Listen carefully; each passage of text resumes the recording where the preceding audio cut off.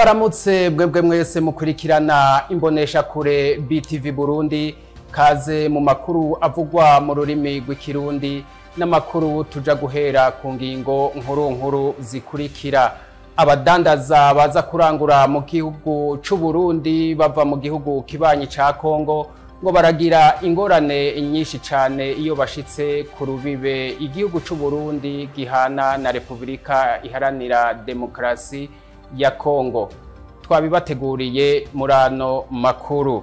Umutambukanyi w'umukuru w'igihugu Angeline Ndayishimiye kuri uyu wa 16 yaragendeye ishuri Lycée Clarité Notre Dame d'Ovugizo ngo hari mu ntumbero yo kwigisha yo gutanguza isekeza ryo kwigisha abanyeshuri mu mashuri ibijanye n'irondoka rijanye n'amagara meza hamwe no gufungurirwa neza.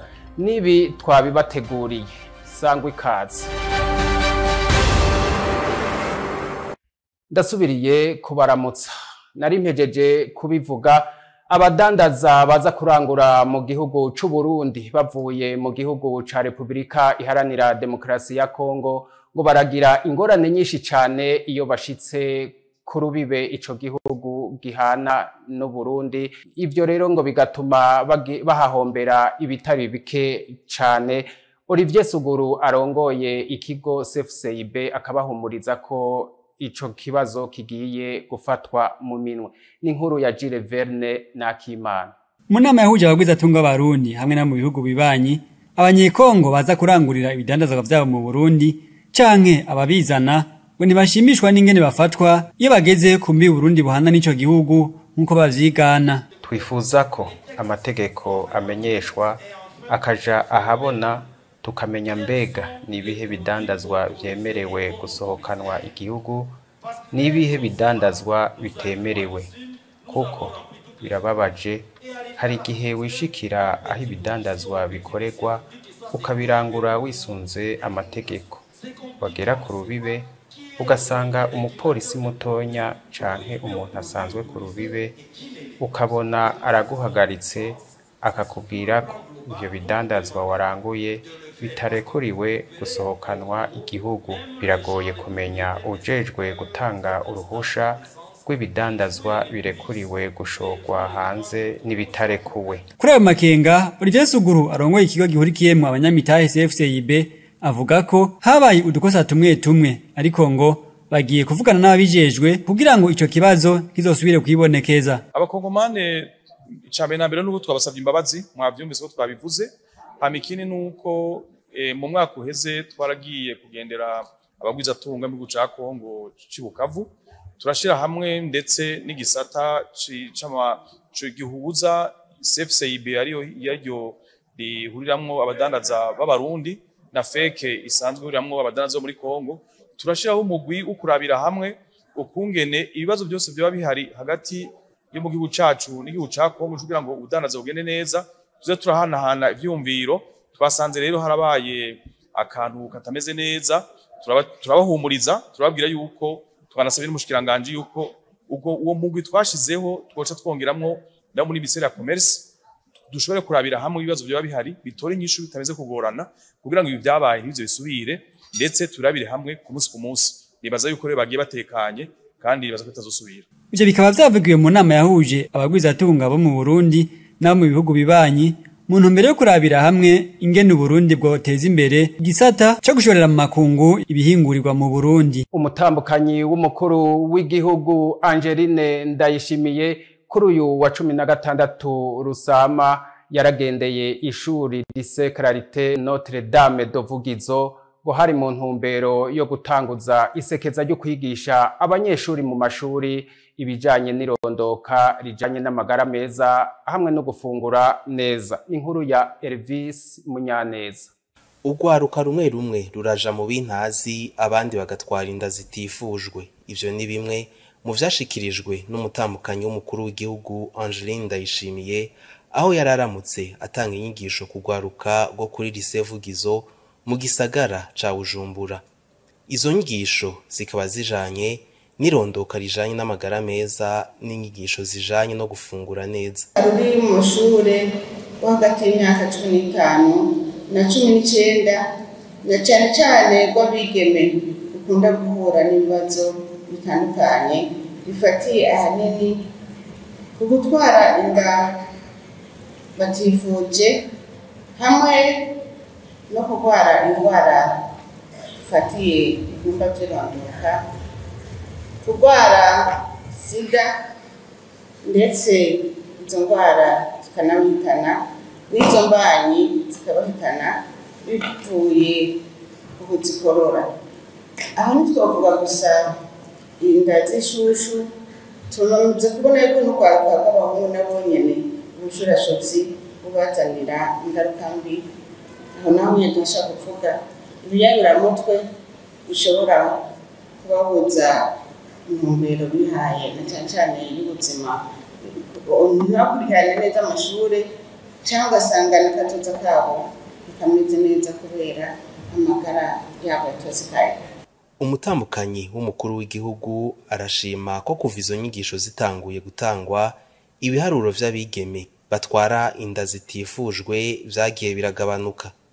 Turashima ko mu ntara zimwe zimwe ibitigiri by'abana batwara inda z'ishushu mu mashure n'abandura umugera wa sida vyagiye biragabanuka kuva aho dutanguriye ibi bikorwa byo kuhimiriza urwaruka ruri mu mashure kugira rwirinde ingeso mbi zose aho zituruka hose kuba kazoza keza k'amagara yabo.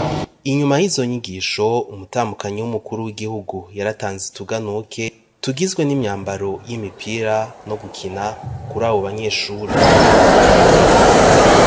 Ngo birakwiye ko igisata c'abikorera ivyabo gitezwa imbere ariko umwe wese agakora ico ajejwe, bivugwa na Gabriel Rufyiri arongoye ishirahamwe ryishinze kurwanya igiturire hamwe n'abasesagura amatungo ya leta. N'inkuru ya Igiraneza Bernice. Kugira ngo abanyamitahe mvamakungu bagwire mu Burundi birakwiye ko leta ishigikira igisata c'abikorera utwabo kuko gisa nk'icibagiwe. Ivyo ni bimwe mu vyo Gabriel Rufyiri arongoye ishirahamwe Odicom gishinze kurwanya igiturire n'isesagura ry'amatungo ya leta yasavye leta y'u Burundi. Moi je pense que je le disais tantôt que l'environnement des affaires était un peu pollué, excusez-moi du terme. Moi je pense au Burundi actuellement on a pris du secteur privé. On a pris du secteur privé, je peux le démontrer, nous avons beaucoup de preuves. Moi je pense qu'il faut, c'est une recommandation, j'insisterai à... Gisata c'abikorera utwabo gifashwe nabi. Bisa nkaho mu Burundi atagisata c'abigenga gihari. Ndashobora kubisigura. Dufise ivyemezo vyinshi. Nuko abakora mu bisata vya leta baba abapolisi canke abasoda zabintwaza ngabo n'abandi bareka gukorera mu gisata c'ubudandaji. Ndabizi ko ico gisabo kibangamira bamwe bamwe, ariko kw'isi yose turabona ko umwe wese atekerezwa kurabana n'ico bamushinze. Rero birakwiye ko mu butunzi cyane cyane mu gisata c'abigenga cotosorwa. Icyanyuma kijanye n'uburusho bwo kutariha amakori kuri bamwe bamwe, twasaba ko ubwo burusho bwotangwa hakurikijwe amategeko kuko turabona ko kenshi butangwa butizweko. Les avantages qui sont donnés soit des avantages qui sont réellement des avantages qui sont donnés de droit. Mais nous voyons que souvent ce sont des avantages qui sont donnés sans considération, sans certaines considérations. Ivyo akaba yabivugiye mu nama yahuje abanyacubahiro batandukanye aho bariko bararabira hamwe uko botorera inyishu ibibazo bihanze igisata c'ibishorerwa hanze bikorewe mu Burundi. Abakinyi 25 nibo baherutse gutumwa ko mu mugwi intamba mu rugamba mu ntumbero zo kwitegurira igikombe c'isi kizoba mu mwaka wa 2026 nayo mu vyerekeye akaranga umugwi intatana uriko uritegura gushikana akaranga ku Burundi kure mu kugendera intara zitandukanye z'igihugu cacu. Ugo rugendo rukazohera mu ntara ya Gitega. N'inkuru ya Are Loris Ndongozi.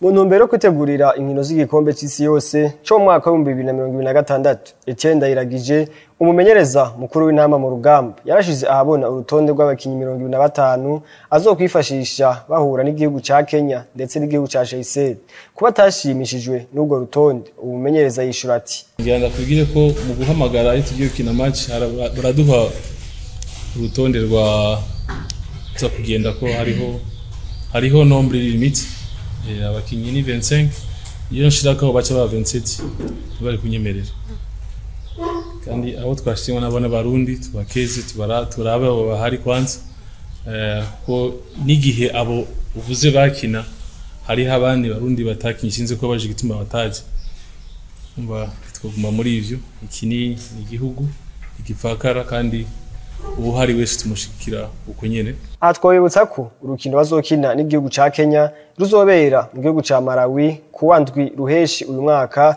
nayo batare mu mitwe n'igihugu ca Seychelles kuwa 11 ruheshi uyu mwaka muri Maroc. Mu mico n'akaranga umugwi ndangakaranga inatana mu ntumbero yo gushikana kure akaranga ku Burundi ugiye gutanguza ibikorwa vyo kugendera intara zitandukanye bakazotangura igenekerezo rya ndwi ruheshi uyu mwaka mu ntara ya Gitega. Ibikorwa bizohakorerwa tuvyiganirwa na ndiho kubgayo Aster umuyobozi w'uwo mugwi. Wararavye muri club intatana aho dukura ibintu dutamba tubikura mu ntara hagati mu ntara kama za Buyogoma Kirimiro n'ahandi. Twifuza rero ko tuza turaja muri izo ntara kubafasha nabo gutera intambwe kubaha natwe ico tubarushije. Aho naho tugashaka guhera Igitega murazi ko ari umugwa mukuru wa politiki itariki indwi z'ukwezi kwa gatandatu tuzoja mu ntara ya Gitega aho tuzoba tugiye gusabikaniriza ubumenyi dufise mu ntatana kubijanye n'intambo kubijanye n'ingene imigwi irongorwa kubijanye n'ukuntu imigwi dushaka kuyiteza imbere tubasabikanirize iyo experience dufise kugira ngo nabo bashobore kuja ku rugero novuga rushimishije kuko uravye imigwi ndangakaranga iyo mu gihugu hagati novuga ntitera imbere cyane. Ivyo vyashikirijwe mu kiganiro batunganije ku banditsi n'abamenyesha makuru kuri uyu wa gatanu igenekerezo rya 17 catangujwe no kwerekana amasanamu y'indirimbo Afrika uwo mugwi uherutse gusohora. Imbere yo kurangiza ano makuru yacu dukubitire gato aho hanze y'igihugu turabire hamwe ayavugwa mu yandi makungu. Inyuma y'ihagarikwa ry'abashingwa manza babiri mu gihugu ca Tunisia kuri uyu wa 16 Rusama 2024 bagenzi babo bazindukiye mu mabarabara yaho mu gihugu ca Tunisia kugaragaza agashavu kifatwa n'ikubagurwa rya bagenzi babo aho mbere ngo kwigenekerezo rya 11 Rusama uno mwaka Sonia Damani umwe muri abo bafashwe ngo yahagaritswe mu kigo c'abashingwa manza kandi nabi cane. Abashingwa manza amajana n'amajana nk'igihe c'isaha 6 z'umutaga bakaba baciye baja kugariza imbere ya sentare nkuru y'igihugu. Mu majambo bagenda baravuga aho bari muri iyo myiyerekano hakaba humvikana ijambo umwidegemvyo turanse akarenganyo. Intwaro z'agahotoro k'igipolisi zararangiye. Uyo mushingwa manza yahagaritswe aho yariko araburanishwa imbere ya sentare akaba yahavuye atakaza ubwenge biturutse kwikubagurwa yagiriwe igihe yahagarikwa ariko akaba yaciye akugwa ngaho ajanwa vyihuta mu ivuriro. Iyo mitahe ikaba yahawe abashingwa manza babiri Sonia Damani hamwe na Medi Zagruba. Inyuma yo kurongora igihugu ca Afrika y'Epfo imyaka 30 umugambwe ANC usanzwe urongoye igihugu muri kuno kwezi ugiye kwitabira amatora y'abashinga amateka. Amatora azoba atoroshe aho mu matohoza yakozwe ico bita sondage mu rurimi rw'igifaransa uyo mugambwe ANC ngo ushobora gutakaza igice kinini c'abashinga amateka bikazoba bibaye ubwa mbere kuva utanguye kwitabira amatora. mu misi iheze uyo mugambwe wa Nelson Mandela wafatwa nkaho uzanye umwizero mu birabure bico gihugu ca Afrika y'Epfo inyuma y'itembagazwa ry'intwaro yakajyanisha miryango apartheid mu 1994 ANC ubu ngo ukaba wugarijwe n'ibitigiri binini by'abantu batagira akazi ubukene bukwiye igihugu cose ubuzi bumwe bwa leta bwarahagaze igiturire kiraba ndanse ivyo bikaba byaratumye abatoye uwo mugambwe ANC ngo bawukurako icizere ku bwa Perezida Cyril Ramaphosa nawe akizera intsinzi yiwe mu matora yimirije kwa 29 Rusama ngo mugabo mu gihe ANC wotogwa ku majwi make ngo yocayunga urunani n'abandi mu gushinga leta ibizohava ngo biba ikibazo mu gushira mu ngiro imigambi ya ANC eka ngo bikazogira n'ingaruka mbi ku butunzi bw'ico gihugu. Nino ngaha duciye turangiriza ano makuru yacu twari twabateguriye mu rurimi rw'ikirundi tubashimire mwebwe mwese mwari mwashoboye kuyakurikirana dushimira abayateguye bakayatororokanya tugashimira kandi n'abari mu buhinga bw'ivyuma tubaha isango nk'aya mango aho twatanguriye ariko tukabibutsa yuko ibiganiro kuri televiziyo BTV Burundi bibandanya naho ubutaha.